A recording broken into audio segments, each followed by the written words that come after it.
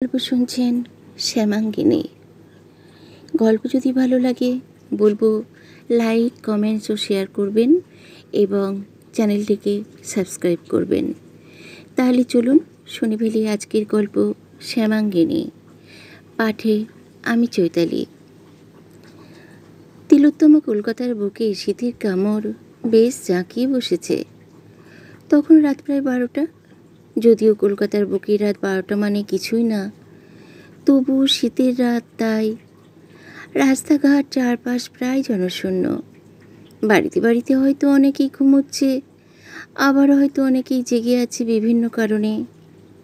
তিলোত্তমা সুন্দরী কলকাতার বুকে একটি বিখ্যাত অঞ্চলের বিলাসবহুল অ্যাপার্টমেন্টের 4th তলায় সুসজ্জিত ড্রয়িং রুমের সোফায় ক্লান্ত শরীরটাকে এলিয়ে দিয়ে চোখ বন্ধ করে ফরিদা খানমের গজলের রস আস্বাদন করছে বছর 30-এর শ্যামা, অর্থাৎ শ্যামাঙ্গিনী বোস। তার বন্ধ দু চোখের কোল বেয়ে গড়িয়ে নামছে বুকের জমাট বাঁধা কষ্ট। 5 ফুট 6 ইঞ্চি উচ্চতার কৃষ্ণবর্ণা শ্যামার শরীরের আকর্ষণে বুঝে অবলীলায় আগুনে ঝাঁপ দিতে পারে শত শত কালো ভ্রমরের দল। শ্যামার সামনে কাঁচের টেবিলের উপরে রাখা ওয়াইনের বোতল, ওয়াইন ভরা একটি গ্লাস আর একটা অ্যালবাম। ডান হাতের আঙুল দিয়ে আলতো করে দু চোখে জল মুছে সোজা হয়ে বসে ওয়াইনের গ্লাসে চুমুক দেয় শ্যামা। কিন্তু কিছুতেই যেন নেশা জমছে না, শুধুমাত্র একটু মাথাটার হালকা ঝিম ধরেছে, এই যা। আসলে গত 6 বছর যাবৎ রোজ রাতের নিত্যসঙ্গী এই ওয়াইনের বোতল, গ্লাস আর এই পুরনো অ্যালবাম। অ্যালবামের পাতায় পাতায় রয়েছে প্রচুর স্মৃতির মুহূর্ত। রয়েছে পালিত মা ডক্টর পামেলা বোসের সাথে কিছু ছবি। নিষিদ্ধ পল্লীতে তাকে আগলে রেখেছিল 2 মাসিমণি, নিশি আর সীতারার ছবি। কলেজের প্রথম ভালোবাসা ও স্বামী সম্রাটের শত টুকরোকে আবারও কোনো রকমে জোড়া লাগানো একটি ছবি। আর একমাত্র সন্তান নব্যাংশের অনেক ছবি। এই স্মৃতির পাতায় ঘোরাফেরা করতে করতে কেটে যায় বহু নিঃসঙ্গ রাত। রোজ রাতে ওয়াইনের গ্লাসে চুমুক দিতে দিতে শ্যামা ভাবে, এই তুচ্ছ প্রাণ আর শতহস্তে বলি যাওয়া শরীরটাকে টেকিয়ে রাখার কি কোনো প্রয়োজন আছে? এইভাবে রোজ তিল তিল করে না মরে আত্মহত্যার পথ বেছে নিলেই তো ভালো। কিন্তু মরবে ভেবেও শেষ পর্যন্ত মরতে পারে না সে। আসলে দীর্ঘ 6 বছর ধরে রোজ একটু একটু করে শরীর মনের দিক থেকে হাত তুলে নিলেও স্বেচ্ছা মৃত্যুটাকে বেছে নিতে পারেনি ছোট্ট নবাংশর কথা ভেবে। 8 বছরের ছোট্ট নবাংশ মুম্বাই দিদিমা ডক্টর পামেলা বোসের কাছেই থাকে। নিষিদ্ধ পল্লীর নিশ্চিন্তা বান্ধবী সীতারার অনুরোধে ছোট্ট শ্যামাকে যেদিন কোলে তুলে নিয়েছিল গাইনোকোলজিস্ট ডক্টর পামেলা বোস, সেদিন থেকে তার 7 বছরের পুরনো প্রেমও ধীরে ধীরে শেষ হয়ে যায়। ডক্টর পামেলা বোসের প্রেমিক ডক্টর পার্থ চ্যাটার্জির বক্তব্য ছিল, আস্তাকুর থেকে তুলে আনা মেয়েটিকে তুমি মেয়ে হিসেবে মেনে নিলেও আমি মানতে পারবো না। তুমি যদি এই মেয়েটাকে নিজের সন্তান হিসেবে রাখতে চাও তাহলে আমার সাথে তোমার কোনো সম্পর্ক থাকবে না। এই একটা কথাতেই ডক্টর পামেলা তাদের 7 বছরের সম্পর্কের ইতি টেনে সিঙ্গেল মাদার হিসেবে শ্যামাকে বড় করে তোলার সিদ্ধান্ত নেয়। দার্জিলিংয়ের একটি কনভেন্ট স্কুলে ডক্টর পামেলা বোসের একমাত্র মেয়ে হিসেবে শিক্ষাযাত্রা শুরু হয়েছিল শ্যামার। পড়াশোনায় খুব প্রখর না হওয়ায় অতি সাধারণভাবে কমার্স গ্র্যাজুয়েট হয়েই বইপত্র শিখেই তুলে দেয় সে। তবে বাংলা, হিন্দি, ইংলিশ, গুজরাটি, ফ্রেঞ্চ ভাষায় ছিল একেবারে সিদ্ধহস্ত। কলেজে পড়াকালীন প্রেমের সম্পর্কে জড়িয়ে পড়ে সম্রাটের সাথে। ধীরে ধীরে সেই প্রেমের সম্পর্ক ছাপিয়ে তারা বৈবাহিক সূত্রে আবদ্ধ হয়। ওদের হাসি খুশি জীবনে আরও আনন্দের জোয়ার উঠলে ওঠে নব্যাংশের জন্মের পর। নব্যাংশের 1 বছর বয়স তখন। অতিক্ষীণ পদক্ষেপে শ্যামার জীবনে পদার্পণ করে কালো কালো অসংখ্য ছায়ামূর্তি। না না, কোনো অশরীরই নয়, দামি বেশভূষা পরিহিত ভদ্র সমাজের গণ্যমান্য ব্যক্তিদের আড়ালে লুকিয়ে থাকা বুভুক্ষ নারী শরীরভোগী কিছু পুরুষ।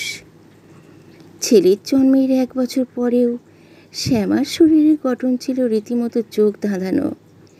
গায়ের রং কৃষ্ণবর্ণা হলেও চোখ, নাক, মুখ যেন ভগবান অতি যত্ন সহকারে তুলির টানে রূপবতী করে তুলেছেন। তাই শ্যামা কালো হলেও সুন্দরী বলে সেই কলেজ জীবন থেকেই তাকে নিয়ে সম্রাটের খুব অহংকার ছিল।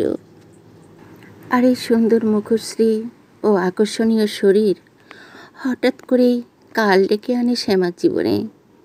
এতে অবশ্য শ্যামার হয়তো ভুল ছিল কিছুটা। সম্রাটকে বিশ্বাস করে ছোটবেলার ধর্ষিত হবার ঘটনা, কলকাতার এই নিষিদ্ধ পল্লীতে পতিতাদের মাঝে কাটানোর গল্প বোধহয় না বললেই ভালো করত সরল সাদাসিধে বোকা মেয়েটি। সম্রাট ছিল মারাত্মক উচ্চাকাঙ্ক্ষী। কীভাবে আরও আরও আরও পাওয়া যায় তার নেশায় বুঁদ হয়ে থাকত। একটি কর্পোরেট সেক্টরে মোটা অঙ্কের মাইনের চাকরি করত সে। তবে আরও উন্নতি করার লোভে একটা বিপুল পরিমাণ টাকার ডিল ক্র্যাক করার জন্য মরিয়া হয়ে ওঠে।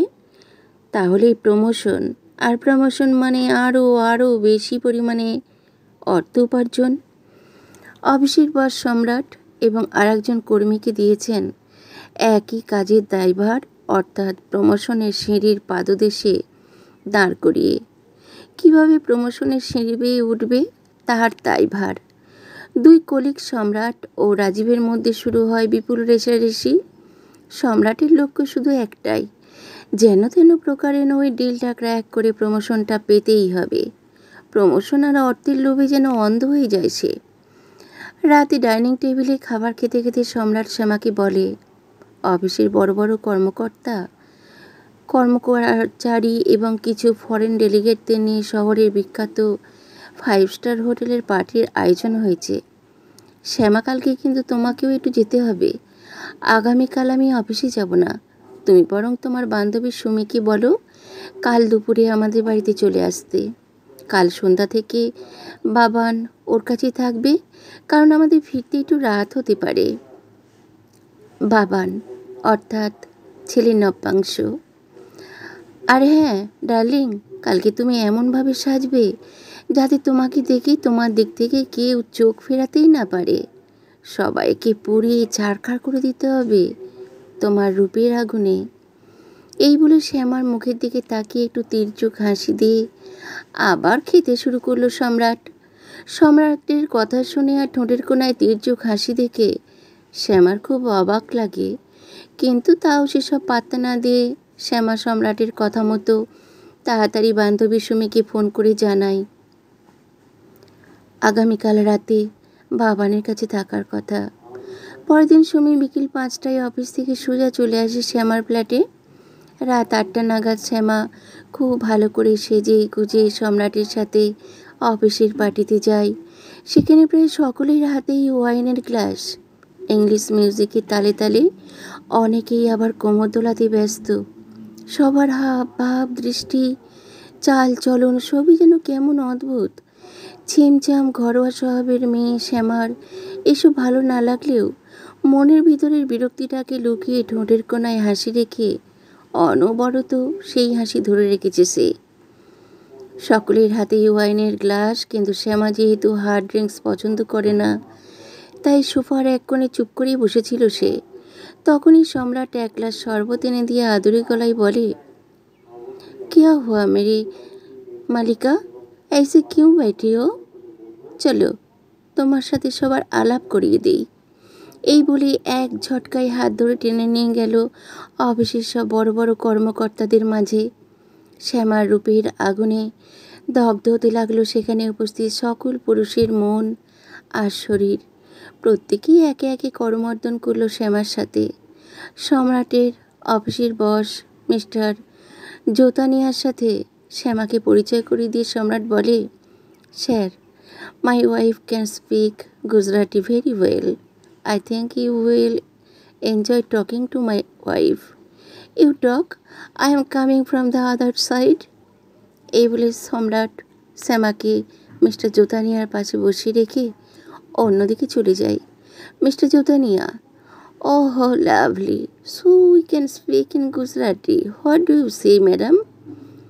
শ্যামা ঠোঁটের কোণে একটু হাসি ফুটিয়ে, yes, yes, of course, sir, but I feel more comfortable speaking Hindi and English.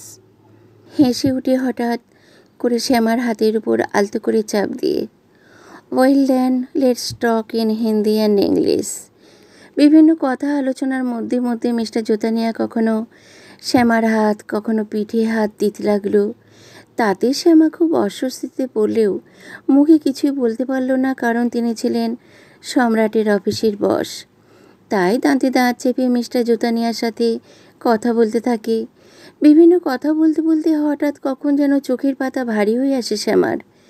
তারপর যখন চোখ খোলে তখন নিজেকে সম্পূর্ণ উলঙ্গ অবস্থায় আবিষ্কার করে। শুধুমাত্র শরীরের ঊর্ধ্বাঙ্গ থেকে নিম্নাঙ্গ পর্যন্ত সাদা রেশমের চাদরে ঢাকা। পাশেই বিশাল দেহ নিয়ে অকাতরে নিদ্রামগ্ন মিস্টার জোতানিয়া, আর তার পরনে শুধুমাত্র একটি সাদা তোয়ালে। শ্যামা ধীরে ধীরে বিছানা থেকে নেমে মেঝেতে পড়ে থাকা পোশাক কোনো রকমে তাড়াতাড়ি গায়ে গলিয়ে নিয়ে খুব সন্তর্পণে হোটেলের রুম থেকে এক ছুটে বেরিয়ে যায়।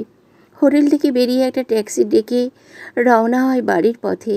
ট্যাক্সিতে বসেই আগের দিন রাতের পার্টির কথা ভাবতে ভাবতে মনে মনে বলে, ওয়াইন তো আমি খাইনি, তাহলে হঠাৎ চোখের পাতা ভারী হয়ে গিয়েছিল কেন?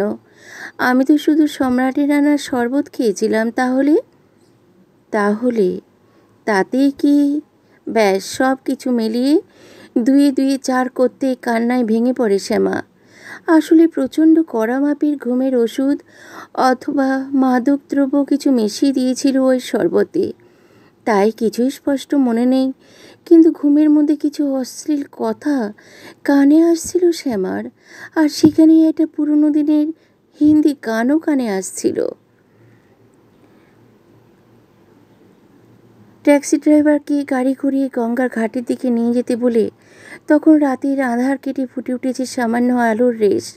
ট্যাক্সি থেকে নেমে ভাড়া মেটিয়ে টলমলো পায়ে কোনো রকমে গঙ্গার ঘাটে পৌঁছে জলের দিকে তাকিয়ে চুপ করে দাঁড়িয়ে থাকে। তারপর চিৎকার করে কাঁদতে কাঁদতে ধপ করে মাটিতে বসে পড়ে গঙ্গার জলের দিকে তাকিয়ে চিৎকার করে বলে, হে মা গঙ্গা, আমি কি এমন অপরাধ করেছিলাম যার জন্য এভাবে আবারও আমাকে অপমানিত, লাঞ্ছিত হতে হলো? ছোটবেলায় লজ্জাজনক কালিমা লেপে দিয়েছিলে সারা শরীর, মন জুড়ে এখনও সেসব মন থেকে সম্পূর্ণ মুছে না যেতেই আবার কেন? আবারও একই কালিমা কেন লেপে দিলে মা? আবার কেন মা? আবার কেন? এত বছর ধরে কায় মনো বাকি যাকে ভালোবাসতাম, বিয়ে করে সংসার গড়ে তুললাম, তার ভালোবাসার বীজ গর্ভে ধারণ করে পিতৃত্বের অধিকার দিলাম, আর সেই কিনা আমাকে এত লোভ সামান্য প্রমোশনের জন্য নিজের বিবাহিতা স্ত্রীকে তুলে দিল পরের শয্যায়। এত বড় অপমান সহ্য করেও আমি বেঁচে থাকবো কি করে? এভাবে কি বাঁচা যায় মা? এই বলে গঙ্গাবক্ষে ঝাঁপ দিতে গিয়েও থমকে দাঁড়ায়। গঙ্গা জলে হঠাৎ করে ভেসে ওঠে ছোট্ট নবমাংসের কচি মুখটা। ছেলের মুখটা মনে পড়তে দুহাতি মুখ ঢেকে কাঁদতে কাঁদতে মাটিতে বসে পড়ে শ্যামা। বসে অনেকক্ষণ বসে থাকার পর আস্তে আস্তে উঠে দাঁড়ায়, তারপর স্লথ গতিতে পা বাড়ায় বাড়ি ফেরার উদ্দেশ্যে। বাড়িতে ঢুকেই সোজা চলে যায় বাথরুমে। আয়নায় নিজের মুখটা দেখে রীতিমতো আঁতকে ওঠে। একই অবস্থা মুখের, ছি ছি, চোখের কাজল লেপটে গেছে সারা চোখের কোলে, লিপস্টিক ছড়িয়ে রয়েছে কাল পর্যন্ত, ঠোঁটের কোণে জমাট বাঁধা রক্ত, শীতের সিঁদুর লেপে রয়েছে পুরো কপাল জুড়ে, গলায় কানের লতিতে পড়েছে কালশিটে। শাওয়ার চালিয়ে তার নিচে দাঁড়িয়ে মুখে হাতে গায়ে পাগলিনীর মতো সাবান ঘষতে থাকে। কিন্তু যে দাগ মনে লেগেছে তা যে সহস্রবার ধুলে উঠছে না। সাবান ঘষতে ঘষতে আর কাঁদতে কাঁদতে ক্লান্ত হয়ে বাথরুমের মেঝেতেই বসে পড়ে শ্যামা। হঠাৎ শুনতে পায় দরজায় টোকা দেওয়ার শব্দ। বাইরে থেকে সম্রাট বলছে, কী গো শ্যামা, কখন ফিরলে? আর এতক্ষণ বাথরুমে কি করছো? শ্যামা কোনো উত্তর না দিয়ে কেঁদে চলে চুপিসারে। তারপর ধীরে ধীরে বাথরুম থেকে বেরিয়ে আসতেই সম্রাট ছুটে এসে জড়িয়ে ধরে শ্যামাকে। তারপর দুই গালে গোটা 4-5 চুম্বন করে বলে, oh Shyama, my sweetheart. Shyama, you have no comparison, you have really done a great job. I love you darling. Mister Jotaniya তোমাকে পেয়ে তো একেবারে আত্মহারা হয়ে গিয়েছিল। হোটেলের রুমে তোমাকে আদর করার সময় বারবার বলছিল, सम्राट तुम वास्तव में बहुत भाग्यशाली हो, तुम रोज़ समा की बदन को छू सकते हो। मेरा किस्मत में कहाँ इतना अच्छा है बोलो। आज की बात पता नहीं फिर कब शमा को इस तरह प्यार कर पाऊँगा। শ্যামা অবাক হয়ে তাকিয়ে থাকে সম্রাটের মুখের দিকে। দু চোখ বেরিয়ে গড়িয়ে নামছে জলের ধারা, অথচ সম্রাটকে সেদিনের কোনো ভ্রুক্ষেপ নেই। সে অনবরত বলে চলে, ডার্লিং, আমি তো মিস্টার জোতানিয়াকে বলেই দিয়েছি, नो प्रॉब्लम सर, आप जब तब चाहेंगे मैं समा को खुद लेकर आऊँगी आपके पास, तब तब आप कर लेना प्यार जी भर के। শ্যামা অবাক হয়ে গেল। এসব কথা সহ্য করতে না পেরে শ্যামা সম্রাটের গালে সজোরে একটা চড় কষিয়ে ধাক্কা দিয়ে সরিয়ে দিয়ে দৌড়ে বেডরুমে ঢুকে পড়ে। বেডরুমে ঢুকে ভিতর থেকে ছিটকানি বন্ধ করে দেয়। তারপর বিছানায় ঘুমিয়ে থাকা ছোট্ট নব্যাংশকে জড়িয়ে ধরে কান্নায় ভেঙে পড়ে। কলেজ জীবন থেকে কালকে রাতে ঘটে যাওয়া ঘটনার আগে পর্যন্ত যে মানুষটাকে সে চিনত, জানত, আর সেই মানুষটা ওর কাছে সম্পূর্ণ অচেনা, অজানা। বিছানায় শুয়ে কাঁদতে কাঁদতে কখন যেন ঘুমিয়ে পড়েছিল সে। ঘুমটা ভাঙল পাশে শুয়ে থাকা ছোট্ট নব্যাংশের কান্নার শব্দে। আবারও ছোট্ট ছেলেকে বুকে জড়িয়ে ধরে কেঁদে বুক ভাসালো হতভাগিনী। তারপর আস্তে করে উঠে গিয়ে দেখল ঘরে কোথাও সম্রাট নেই। বুঝতে পারল আনন্দের জোয়ারে ভেসে আজকে একটু বেশি তাড়াতাড়ি অফিসে চলে গেছে। কোনো রকমে স্লথ গতিতে পা টেনে টেনে রান্নাঘরে গিয়ে ছেলের জন্য দুধের বোতল নিয়ে আসে। তারপর ছেলেকে কোলে নিয়ে বোতলে দুধ খাওয়াতে খাওয়াতে আবারও কেঁদে চলে। অন্যদিকে পরনের জামা ভেসে যেতে থাকে স্তনের অমৃত ধারায়। কাল রাতে শরীর জুড়ে নর্দমার পাঁক লেগেছে, বিষাক্ত হয়ে গেছে স্তনামৃত। তাই তার কোনোভাবেই ছোট্ট ছেলের মুখে তুলে দিতে পারল না অভাগিনী মা শ্যামা। বোতলের দুধ পান করতে করতে কোলেই ঘুমিয়ে পড়ল ছোট্ট নব্যাংশ। সেই অভিশপ্ত রাতের পর থেকে প্রায় অনেক রাত কেটেছে পরপুরুষের শয্যা সঙ্গিনী হয়ে। আর টাকা পয়সা, জমি, বাড়ি, গাড়ি, আরও অনেক সম্পত্তি করে ফুলে ফেঁপে উঠতে থাকে নপুংসক সম্রাট। পরের দিকে তো শুধুমাত্র মিস্টার জোতানিয়া এবং অফিসের বড় বড় কর্মকর্তারা ছাড়াও মন্ত্রীমহল, অন্যান্য বড় সরকারি বেসরকারি উচ্চ মহলেও চড়া দামে শ্যামাকে শয্যাসঙ্গিনী হতে বাধ্য করতে থাকে সম্রাট। শুধুমাত্র নব্যাংশের মুখের দিকে তাকিয়ে দাঁতে দাঁত চেপে কয়েকটি মাস সহ্য করে হতভাগিনী। বাধা দেওয়ার উপায় নেই, তাহলেই অশ্রাব্য গালিগালাজ, মেরে ফেলার হুমকি, লাথি ঘুষি, এমনকি শুনতে হতো নিজের সন্তান নব্যাংশের ক্ষতি করার চড়া হুমকি। তাই অগত্যা চুপ করে থাকতে হতো শ্যামাকে।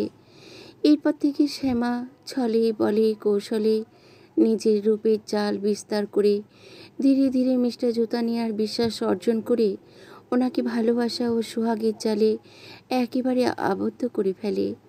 প্রায় মাস 9 পরে মিস্টার জোতানিয়া প্রচুর অর্থ সম্পত্তির বিনিময়ে এক প্রকার জোর করে শ্যামাকে ডিভোর্স দিতে বাধ্য করে এবং ছেলের দেখাশোনার ভারও পায় শ্যামা। সম্রাটের হাত থেকে শ্যামা পুরোপুরি মুক্তি হলেও সারা জীবনের মতো বাধা পড়ল মিস্টার জুতানিয়ার হাতে।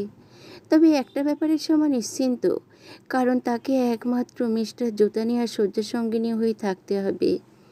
অন্য কোনো পুরুষের শয্যায় তাকে আর যেতে হবে না। মিস্টার জুতানিয়া শ্যামাকে কলকাতার অভিজাত এলাকায় একটি বহুতল অ্যাপার্টমেন্টের 14 তলার ফ্ল্যাট কিনে দেয় এবং তা এমনভাবে সাজিয়ে দেন যা দেখলে যে কোনো সাধারণ মানুষের চক্ষু চড়ক গাছতে বাধ্য। তবে শ্যামার বিশেষ অনুরোধ, মিস্টার জুতানিয়া 1 সপ্তাহ সেই ফ্ল্যাটে আসবেন না, কারণ ওই 1 সপ্তাহের মধ্যে শ্যামার মা ডাক্তার পামেলা বোস এসে তার ছোট্ট নাতি নব্যাংশকে নিয়ে চলে যাবেন মুম্বাইয়ে। সেখানে স্থায়ীভাবে থাকবে নব্যাংশ। যদিও শ্যামার নতুন ফ্ল্যাটের ঠিকানা একমাত্র মিস্টার জুতানিয়া ছাড়া আর কেউই জানতো না। ফ্ল্যাটের ঠিকানা যাতে মা না জানতে পারে, সেই জন্য সে নিজে নব্যাংশকে পৌঁছে দিতে যায় মুম্বাইয়ের মায়ের বাড়িতে। সেখানে দিন 2 থেকে আবার ফিরে আসে কলকাতার ফ্ল্যাটে। ঠিক মাসখানেক পর শ্যামা একদিন মাকে ফোন করে বলে, মা, আমি একটা বিদেশি কোম্পানিতে চাকরি পেয়েছি এবং স্যালারিও অনেক। তবে মাঝে মাঝে কলকাতার বাইরে, এমনকি ভারতবর্ষের বাইরেও যেতে হতে পারে। শ্যামার মা ডাক্তার পামেলা: হ্যাঁ, ঠিক আছে, সে তো ভালো কথা। মন দিয়ে কাজ করিস আর অতীতে যা হয়েছে সব বের করে দে মাথা থেকে। এখন থেকে ভালো করে বাঁচ। শুধু নিজের জন্য আর দাদু ভাইয়ের জন্য তোকে ভালো করে বাঁচতেই হবে। দাদু ভাইকে নিয়েই তো চিন্তা হবে না। আর আমার যা আছে তাতে আমাদের 2 দিদা নাতিতে মিলে স্বাচ্ছন্দ্যে কেটে যাবে। তুই শুধু নিজের খেয়াল রাখিস আর রোজ একবার করে ফোন করিস, তাহলে আমি নিশ্চিন্ত হতে পারি। আর হ্যাঁ, অফিসে বেশি দিনের ছুটি পেলেই চলে আসবি আমার আর দাদু ভাইয়ের কাছে। ঠিক আছে, ভালো থাকিস, সাবধানে থাকিস মা। আমি ফোন রাখলাম। শ্যামার মা ফোন রাখতে শ্যামা হাওয়াও করে কেঁদে ওঠে, কারণ মায়ের কাছে চাকরির ব্যাপারে সে সম্পূর্ণ মিথ্যে বলতে বাধ্য হয়েছে। আসলে সে তো এখন খুব উচ্চ শ্রেণীর পতিতা ছাড়া কিছুই না। তবে পতিতা ঠিক নয়, বরং বলা ভালো মিস্টার জুতানিয়ার রক্ষিতা, পোষা মেয়ে মানুষ। নিজের উপরেই ভীষণ ঘেন্না জন্মায় শ্যামার, কিন্তু কিছু করারও নেই মৃত্যুকে আলিঙ্গন করা ছাড়া। তবে সেটাও সে করতে পারবে না নিজের সন্তান ও মায়ের কথা ভেবে। তাই নিজের ভাগ্যকে অনিচ্ছা সত্ত্বেও মেনে নিতে বাধ্য হয় শ্যামা ওরফে মিস এলিসা। এই এলিসা নামটা দিয়েছে মিস্টার জুতানিয়া, যার অর্থ ডেডিকেটেড টু গড, অর্থাৎ এক কথায় দেবদাসী বলা চলে। এখানে যে মিস্টার জুতানিয়া নিজেকে ভগবান হিসেবে বোঝাতে চেয়েছেন তা পরিষ্কার বুঝতে পারে শ্যামা। বুঝতে পারলেও কিছু করার নেই, কারণ শত পুরুষের শয্যার ভোগ্য হওয়ার থেকে এবং সম্রাটের হাত এই মিস্টার জুতানিয়ায় তাকে আর ছোট্ট নব্যাংশকে রক্ষা করেছেন। তাই মানুষটা প্রকৃতার্থে খারাপ হলেও ভগবানও বটে। মিস্টার জুতানিয়া ছিলেন বিপত্নিক। স্ত্রী গত হয়েছেন প্রায় 20 বছর আগে। ওনার স্ত্রী দ্বিতীয় সন্তান জন্ম দেওয়ার সময় প্রাণ হারান। মিস্টার জুতানিয়ার ছেলের বয়স তখন ছিল 6 বছর। দ্বিতীয় সন্তান মেয়ের বয়স 1 দিনও না। তারপর থেকে মিস্টার জুতানিয়া আর বিয়ে করেননি, কিন্তু শরীরের চাহিদা মেটাতে বহুবার বহু নারীর সাথেই লীলা খেলায় মেতেছেন। কিন্তু এত বছরে ওনার মনের কাছাকাছি কোনো নারী পৌঁছতে পারেনি, যেটা একমাত্র পেরেছে শ্যামা ওরফে মিস্টার জুতানিয়ার এলিসা। বর্তমানে মিস্টার জুতানিয়ার ছেলের বয়স 26 আর মেয়ের বয়স 20। ওরা দুজনেই থাকে গুজরাটে। শুধু মিস্টার জুতানিয়া কর্মসূত্রে কখনো কলকাতায়, কখনো গুজরাটে, আবার কখনো ভারতের বিভিন্ন রাজ্যে অথবা ভারতের বাইরে কোথাও থাকেন। একদিন মিস্টার জুতানিয়া শ্যামাকে ডেকে বললেন, सुनो एलिसा, मैं तुमसे बहुत प्यार करता हूँ, लेकिन तुम्हें पत्नी का दर्जा कभी नहीं दे सकता। आपसे तुम्हारी सारी जिम्मेदारी और यहाँ तक कि तुम्हारे बेटे की भी जिम्मेदारी मेरा है। मैं तुम दोनों को भी कोई कमी महसूस नहीं होने दूंगा। इसके बदले तुम्हें बस हर वक्त मेरे करीब रहना होगा। जैसे कि मान लो कभी कभी मेरे साथ बाहर जाना, मेरे साथ बड़ी बड़ी पार्टी में जाना। मैं तुम्हारे घर में जब तक रहूं तब तक हर तरह से मेरा खातिरदारी करना। क्या हुआ मेरी जान, कोई शिकायत? शू है लिसा, তুমি গুছেছো? বন্ধুরা, এই গল্পটি যদি সম্পূর্ণ পর্ব শুনতে চান তাহলে অবশ্যই কমেন্টস করে জানাবেন। গল্প কেমন লাগছে তা অবশ্যই আমারও জানার ইচ্ছে হয়। আর প্রত্যেকে লাইক করবেন। শেয়ার খুব কম হচ্ছে, প্লিজ শেয়ার করে দেবেন আপনজনদের মধ্যে, বন্ধুবান্ধবদের মধ্যে। হয়তো আপনার বন্ধুরাও এমন গল্প শুনতে পছন্দ করেন। তাহলে আজ আসি, নমস্কার।